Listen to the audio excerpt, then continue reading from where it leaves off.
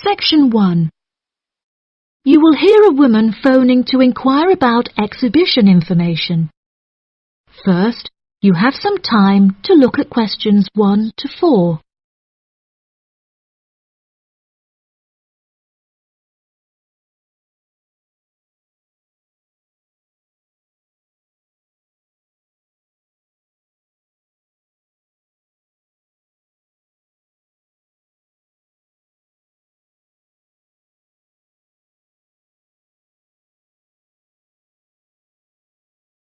You will see that there is an example that has been done for you.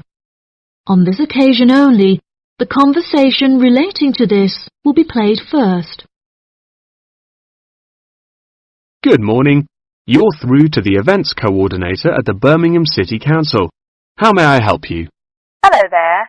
My husband and I are interested in purchasing tickets to the automobile exhibition, but I couldn't find many details about it on your website, and I was wondering whether you could provide me with some more information. Does it open in June? The purpose of calling is to purchase tickets, so purchasing has been written in the space. Now we shall begin. You should answer the questions as you listen, because you will not hear the recording a second time. Listen carefully and answer questions 1 to 4. Good morning. You're through to the events coordinator at the Birmingham City Council. How may I help you? Hello there. My husband and I are interested in purchasing tickets to the automobile exhibition, but I couldn't find many details about it on your website, and I was wondering whether you could provide me with some more information. Does it open in June? Yes, of course, madam. The exhibition will take place during July and will showcase the history of automobiles from the very first commercial car in the late 1800s all the way through to the present day. Is the exhibition open for the duration of July? No, madam. The exhibition will last 3 days, from the 1st of July to the 3rd of July, and then the cars will be taken to another exhibition. Okay. Does the exhibition focus on a certain manufacturer? No. It will showcase a wide range of manufacturers. Wonderful. I'm ever so fed up of going to these shows and only seeing one manufacturer. Are there any opportunities to sit in or even drive the cars? There will be many opportunities for you to sit in the cars. However, some of the cars will only be available to observe. We are yet to be told whether any of the antique cars will be available to drive. However, there will certainly be an opportunity to test driving some of the more modern cars on a purpose-built track. That sounds like great fun. I mustn't forget to bring my camera, or my husband will never forgive me. I'm afraid to say that cameras are actually strictly not allowed to bring into the exhibition. There will, however, be a section where a professional photographer will be available to take photos of you sitting in a car in period clothing. Well, that sounds like it could be fun, but I assume the photos won't be free. On the contrary, one free photograph is included within every ticket, but each photo after this will cost £5. Before you hear the rest of the conversation, you have some time to look at questions 5 to 10.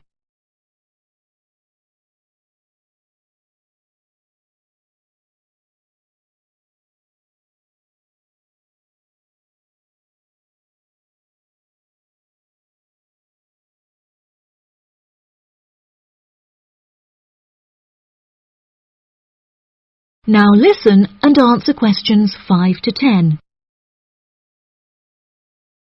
That's a nice surprise. Not many things are free anymore. I've been asking around about the ticket prices, but I haven't yet had a definite answer. Is it correct that the tickets are £100, whether you buy them now or on arrival? I'm afraid not. If you buy the ticket in advance, the price is £110, but it's £165 on the door. Oh, goodness. I suppose I'd best pay for them now then. Is it possible to buy tickets from you now over the phone? Yes, of course, madam. I'll transfer you to the box office manager, Mark Edgeworth. That's EDGEWORTH,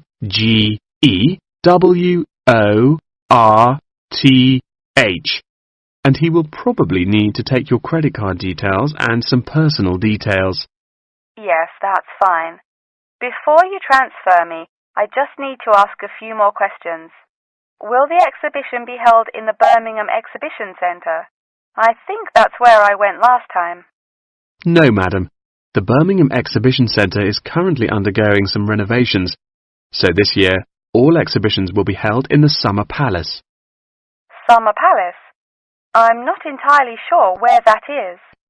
Well, it's not too far from City Centre. Once you're in the centre, you should be able to find signs for the palace.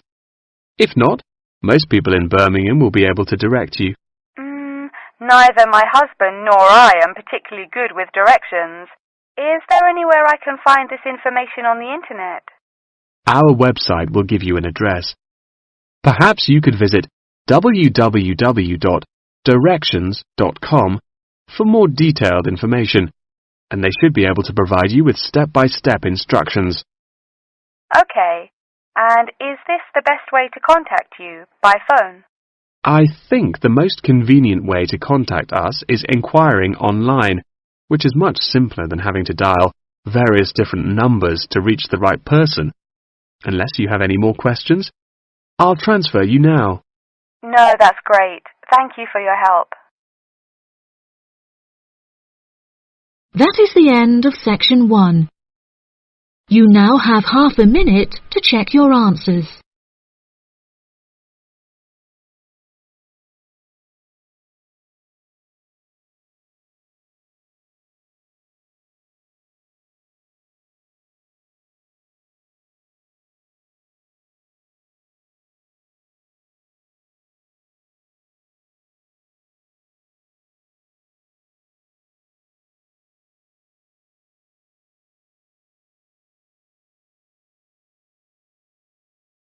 Now turn to section 2.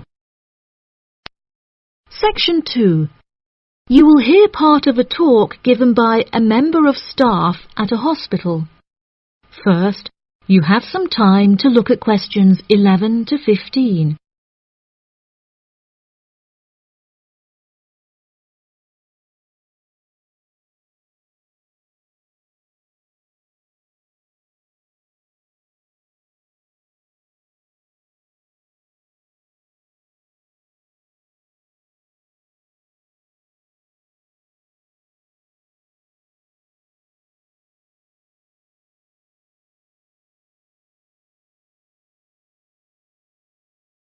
Now listen carefully and answer questions 11 to 15.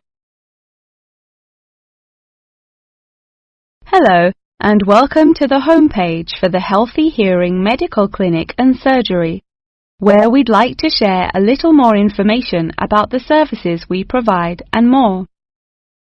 Our hospital is one of the leading specialised hospitals in the United Kingdom, attracting the very best healthcare professionals from around the globe. Not only are we a leading medical practice, but we are also the only hospital in the United Kingdom dedicated entirely to the treatment of and research into the curing of hearing loss. Our facilities and staff here are renowned across Europe, attracting thousands of patients a year.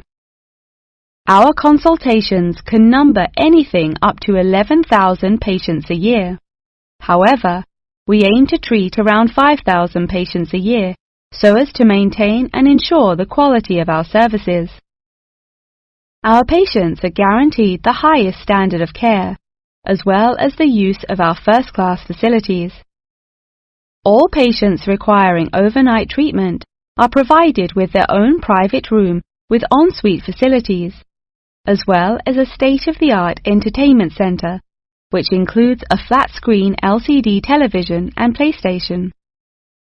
Appointments with our healthcare professionals can be made at any time during the week, with female doctors available between 8 a.m. and 11 a.m.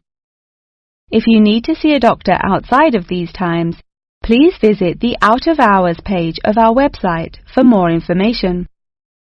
Our doctors are all trained to an exceptionally high standard, and practice a vast array of specialities. Mr. Roberts is a fully qualified ear and throat specialist. Mr. Edwards is a pediatric hearing specialist, while Mr. Green specializes in reversing hearing loss. For more details about our people, please visit the staff members page on our website. During a consultation, doctors will sometimes decide medication is required, for which patients should receive a prescription. There are several pharmacies within the city. However, we recommend that patients use the pharmacy housed within our healthcare facility. Our in-house pharmacy is well stocked at all times. Our products are competitively priced, and our pharmacists are on hand to help and advise from 8 a.m. until 10 p.m. from Monday to Saturday, and from 9 a.m. until 12 p.m. on Sundays. If you require any help outside of these hours, please see our out-of-hours page on the website. Since the Healthy Hearing Medical Clinic and Surgery also functions as a teaching hospital, we aim to provide our students with every opportunity to expose themselves to medicine in practice. Therefore, we would like to encourage our patients to give their consent for a medical student to attend their consultations. If our patients are not comfortable with this, there will be a form at reception where patients will be able to opt out. Before you hear the rest of the talk, you have some time to look at questions 16 to 20.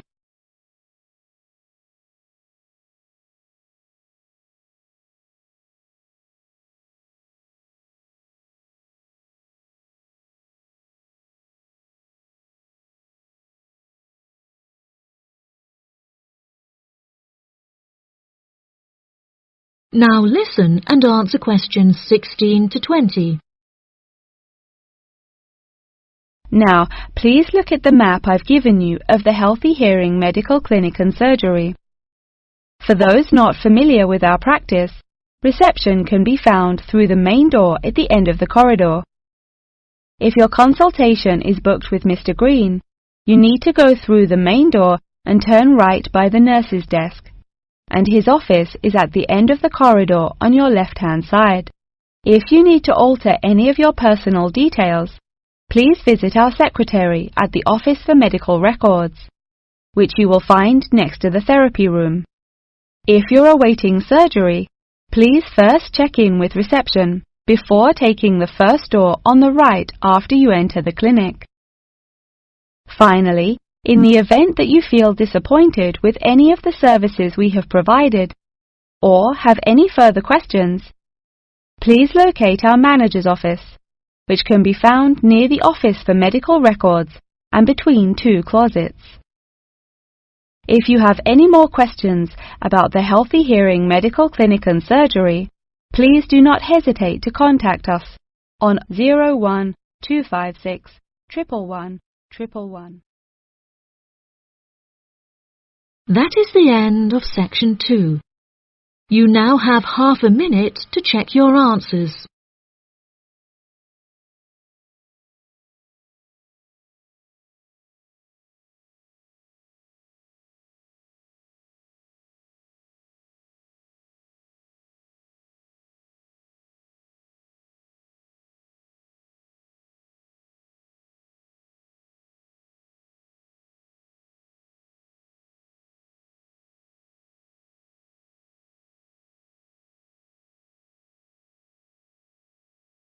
Now turn to section 3. Section 3. You will hear Jim and Jane, two students, talking about their professor's lecture. First, you have some time to look at questions 21 to 25.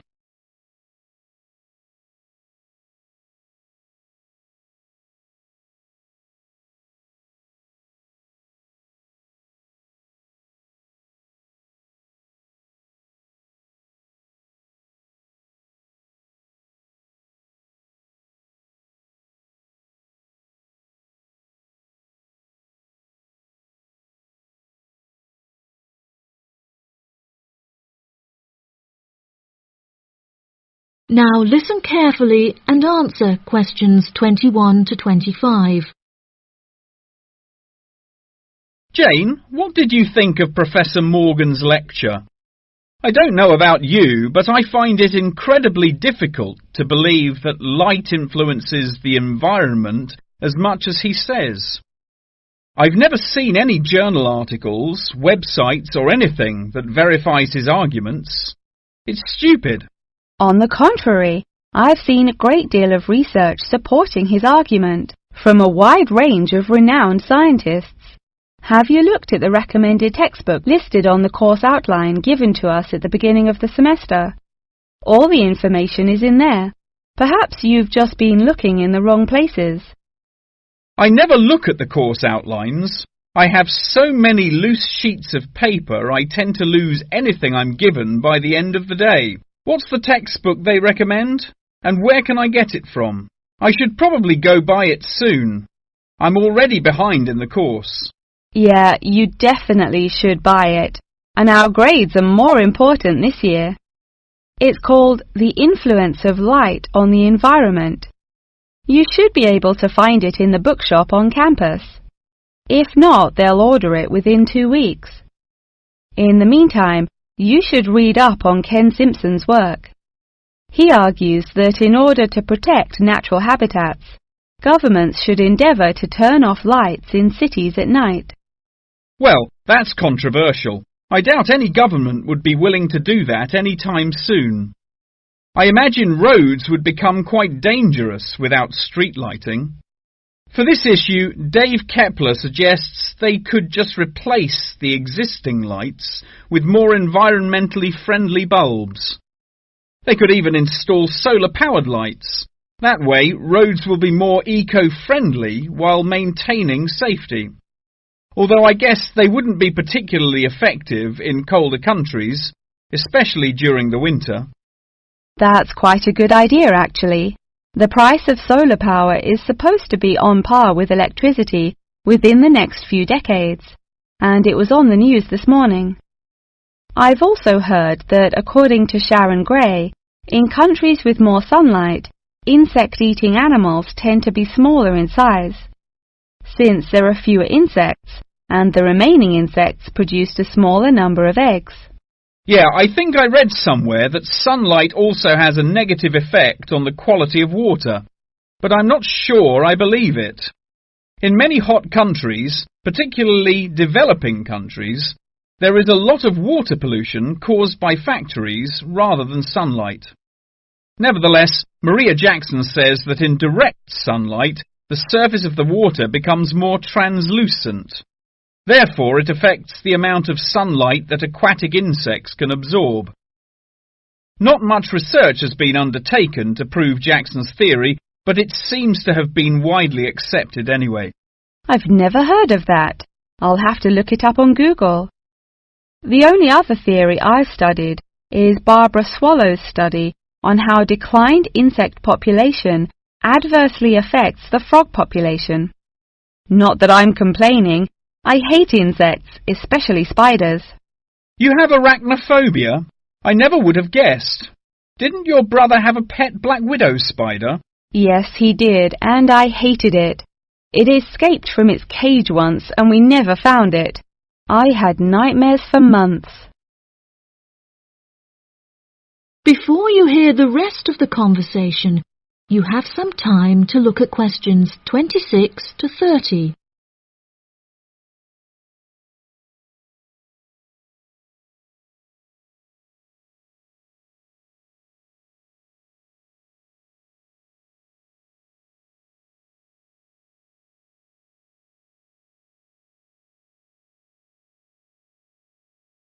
Now listen and answer questions 26 to 30. Okay, now I'm getting goosebumps. Let's change the subject. What's your stance on natural and artificial light? Honestly, I'm not sure it makes much difference which one you use. Species will die out either way. I think the real argument we should consider is global warming and protection or replacement of finite fuels. Solar power provides us with an incredible opportunity to replace electricity, and governments should definitely increase spending on research in this field. The theories discussed in our lectures, like Simpson's and Gray's, are so vague and lack proof, so I don't understand why we even study them. I see what you mean.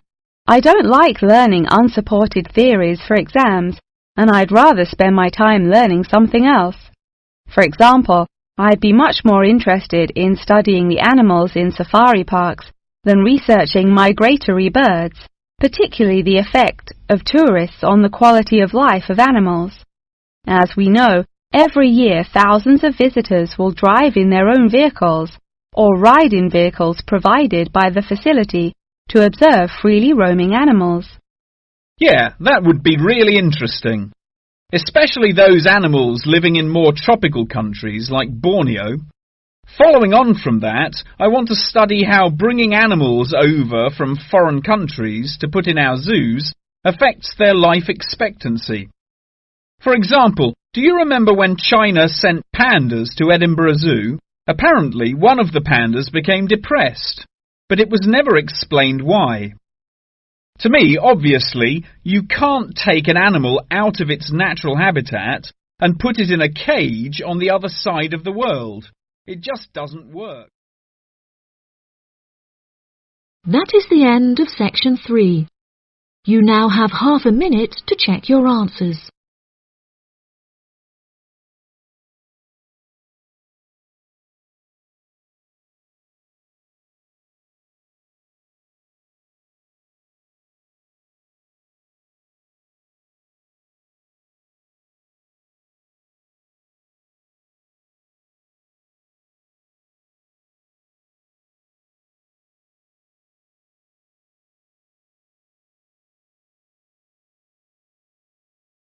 Now turn to section 4. Section 4. You will hear a talk on the history of football in Great Britain in the 19th century. First, you have some time to look at questions 31 to 40.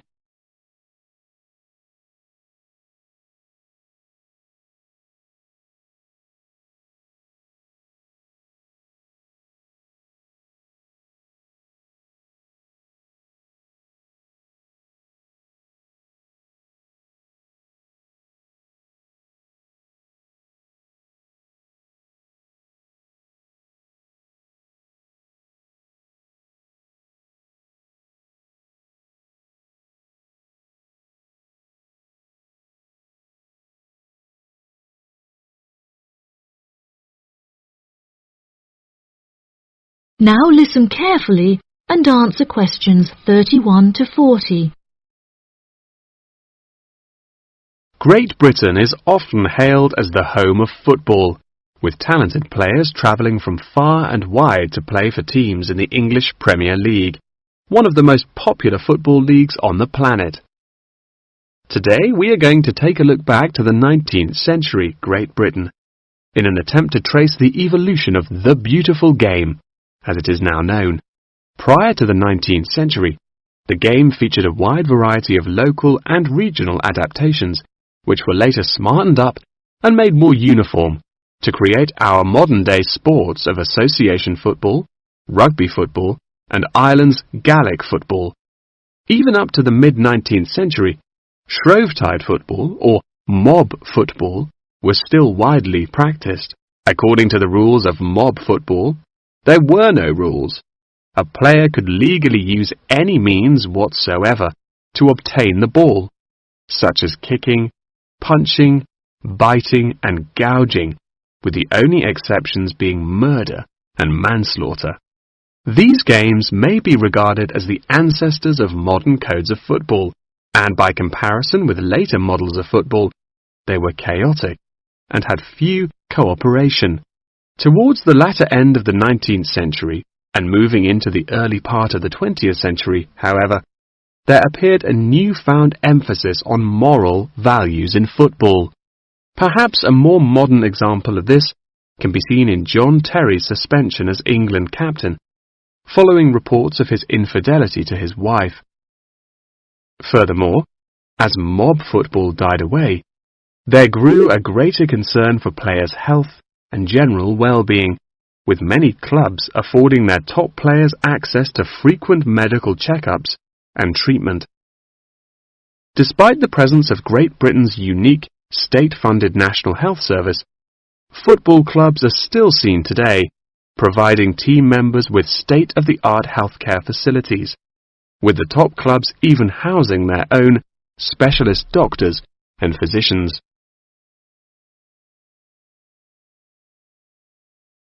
Today, football is a key feature of school children's day-to-day education, particularly for boys. With the help of football associations, all schools in the UK are boasting their own football teams. This mainly comes as a result of pressure put on schools and the government by concerned parents, who felt that football education taught their children valuable lessons and indeed vital life skills, such as teamwork and a drive to succeed. Nowadays, many of the UK's top football clubs provide training facilities and outreach programs in an attempt to educate the nation's aspiring youths. As I previously mentioned, it was only during the 19th century that football in its uniform concept truly began to emerge, with footballers previously playing according to their own versions of the rules. However, it was not until the early 20th century that different players actually began to play according to these standardized rules. Prior to the 19th century, football was played by all the major English public schools, including the likes of Eton College, Winchester College, and Harrow. In 1848, there was a meeting at Cambridge University in an attempt to lay down the laws of football. Present at the meeting were representatives of each of these major public schools, whom each brought a copy of the rules enforced by their own individual school's rules of football. The result of the meeting was what is now known as the Cambridge Rules, thereby uniting the rules from across the country into one simple document. However, the Cambridge Rules were not liked by all, and a new set of rules, Thring's Rules, compounded in the book The Simplest Game, became commonplace among dissenters. Across the country, improvements in infrastructure and public transport had a knock-on effect of dramatically increasing attendance to football games. Football quickly became a social event where spectators would meet friends, drink tea, and chat about the good old days. As football became more and more popular, it was decided that more money should be invested in maintaining the quality of pitches, amongst other things, and there was even talk of installing seating for spectators. However, the question of who was to foot the bill quickly became a divisive issue, with many believing that the government should fund football's development as a national sport. But in the end, the onus fell upon Britain's local and regional football clubs for the funding and development of the Football Association. They became responsible for the upkeep of football grounds, began to pay their best players a small salary, and organised competitions against other local and regional teams. And there began England's Football Association, or the FA, as we know it in its current form, the governing body of football in England. As the FA continued to grow and accumulate greater wealth, it was able to attract more and more talented young men from across the country, before finally accepting professional talent in the early 20th century. Today, football is played at a professional level all over the world. Millions of people regularly go to football stadiums to follow their favourite teams, while billions more watch the game on television or on the internet. That is the end of section 4. You now have half a